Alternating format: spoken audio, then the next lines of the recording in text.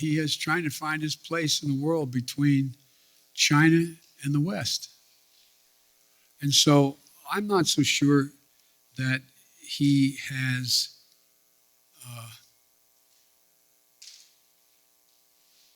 David, I'm not so sure he is certain what he's going to do. My guess is he will move in. He has to do something. I think he still does not want any full-blown war, number one.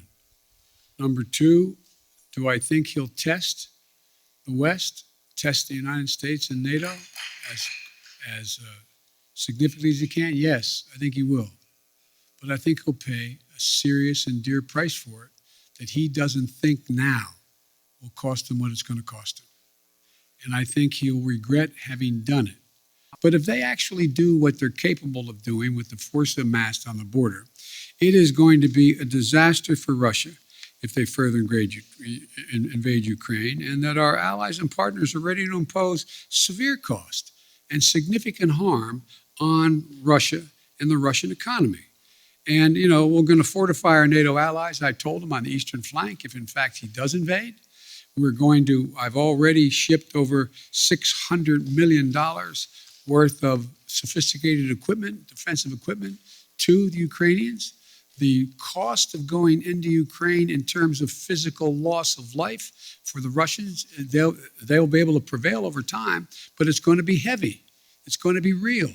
It's going to be consequential. Putin has a stark choice. He either de-escalation or diplomacy, confrontation of the consequences. And look, I think you're going to see, for example, everybody talks about how Russia has control over the energy supply that Europe absorbs.